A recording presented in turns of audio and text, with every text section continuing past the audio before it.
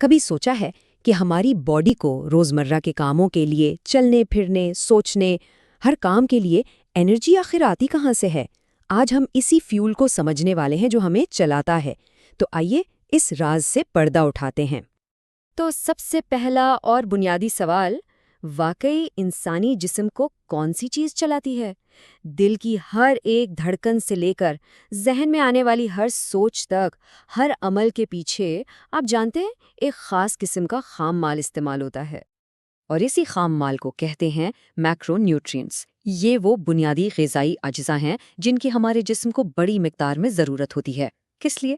توانائی کے لیے، نشوونما کے لیے اور زندگی کو ٹھیک سے چلانے کے لیے۔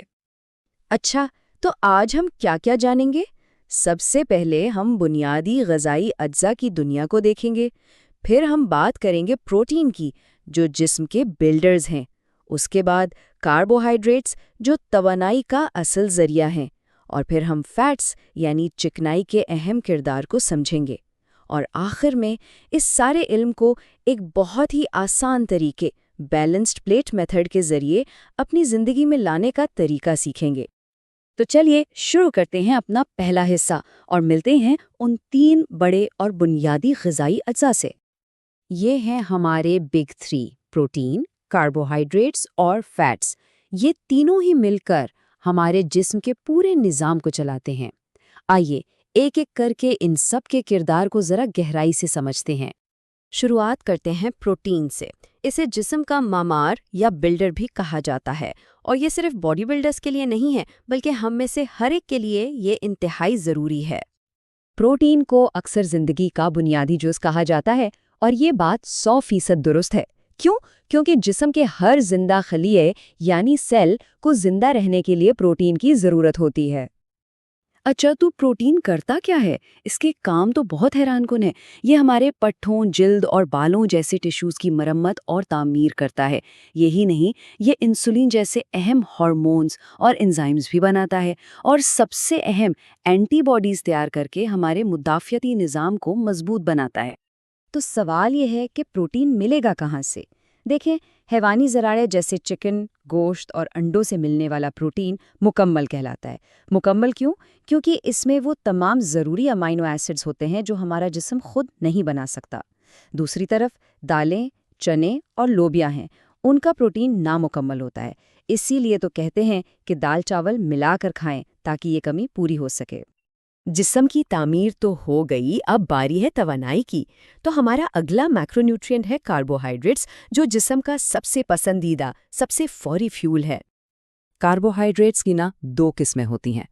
ایک ہیں سادہ کاربس جیسے چینی یا سفید ڈبل روٹی۔ یہ خون میں شوگر کو تیزی سے بڑھا کر فوری توانائی تو دیتے ہیں، لیکن پھر اتنی ہی جلدی تھکاوٹ بھی محسوس ہونے لگتی ہے۔ دوسری طرف ہیں پیچیدہ کاربس جیسے گندم کی روٹی یا براؤن چاول۔ یہ جسم کو سٹیڈی یعنی مستقل اور دیر پا توانائی دیتے ہیں۔ تو بہتر انتخاب کیا ہوا؟ بالکل پیچیدہ کاربس۔ اور ہاں، فائبر کو بالکل نہیں بھولنا، یہ بھی کاربوہائیڈریٹ کی ہی ایک قسم ہے جو ہضم تو نہیں ہوتی لیکن ہمارے ہاضمے کے نظام کو بہترین طریقے سے چلانے میں مدد دیتی ہے، اور یہ ملتا ہے تازہ پھلوں، سبزیوں اور اسپگول کے چھلکے جیسی چیزوں میں۔ اب بات کرتے ہیں اپنے تیسرے اور آخری میکرو نیوٹرینٹ کی، فیٹس یعنی چکنائی کی۔ اس کا نام سنتے ہی اکثر لوگ گھبرا جاتے ہیں، لیکن حقیقت یہ ہے کہ یہ جسم کے لیے انتہائی ضروری ریگولیٹرز ہیں۔ فیٹس اتنے اہم کیوں ہیں؟ ذرا سوچئے، یہ ٹیسٹوسٹرون اور ایسٹروجن جیسے ہارمونز بنانے میں کلیدی کردار ادا کرتے ہیں۔ اس کے علاوہ وٹامن اے، ڈی، ای اور کے جیسی ضروری وٹامنز کو جسم میں جذب ہونے کے لیے بھی چکنائی کی ہی ضرورت ہوتی ہے۔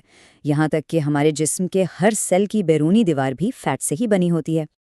فیٹس کی بھی قسمیں ہیں۔ سب سے پہلے ہیں صحت مند فیٹس جیسے زیتون کا تیل اور میوہ جات۔ پھر آتے ہیں سیچوریٹڈ فیٹس جیسے دیسی گھی اور مکھن، جنہیں اعتدال میں استعمال کرنا چاہیے۔ اور آخر میں ہے ٹرانس فیٹس، جو بناسپتی گھی اور بیکری کی چیزوں میں پائے جاتے ہیں، اور ان سے بچنا ہی بہتر ہے۔ تو اب جب ہم نے ان تینوں میکرو نیوٹرینٹس کو سمجھ لیا ہے، تو سوال یہ ہے کہ اس علم کو روزمرہ کی زندگی میں استعمال کیسے کریں؟ اس کے لیے ایک بہت ہی آسان اور زبردست طریقہ موجود ہے۔ ہر نوالے کو تولنے یا کیلوریز گننے کی کوئی ضرورت نہیں۔ پلیٹ میتھڈ ایک پروفیشنل لیکن انتہائی عملی طریقہ ہے جو ایک متوازن کھانے کو یقینی بناتا ہے۔ طریقہ بہت آسان ہے، بس اپنی پلیٹ کو ذہن میں لائیں۔ اس کا آدھا حصہ یعنی 50% سبزیوں سے بھرا ہونا چاہیے۔ باقی کا جو آدھا حصہ بچا اس میں سے 1/4 حصہ پروٹین جیسے چکن یا دال اور آخری چوتھائی حصہ کاربوہائیڈریٹس جیسے روٹی یا چاول کے لیے رکھ لیں۔ بس یہ متوازن کھانے کا سب سے آسان فارمولا ہے۔ دیکھیں، صرف جان لینا یا نظریاتی علم حاصل کرنا پہلا قدم ہے، لیکن اصل کامیابی تو اس علم کو عملی طور پر اپنانے میں ہی ہے۔ اور اگر اس عملی علم کو ایک پروفیشنل مہارت میں بدلنے کا ارادہ ہو تو پنجاب یونیورسٹی کا اسکل ڈیولپمنٹ سینٹر ایک بہترین موقع فراہم کرتا ہے۔ وہاں انڈسٹری کے ماہرین کی رہنمائی میں ڈائٹ پلان بنانے کی عملی مشق کروائی جاتی ہے، اور کورس مکمل کرنے پر پنجاب یونیورسٹی سے تسلیم شدہ سرٹیفکیٹ بھی ملتا ہے۔ یہ کلاسز قائد اعظم کیمپس میں ہوتی ہیں۔ تو اب جب یہ سارے بنیادی اجزاء سمجھ آ گئے ہیں تو ذرا سوچئے، ایک متوازن پلیٹ روزمرہ کے توانائی، موڈ اور مجموعی احساسات کو کس طرح بدل سکتی ہے؟ یہ واقعی ایک سوچنے والی بات ہے۔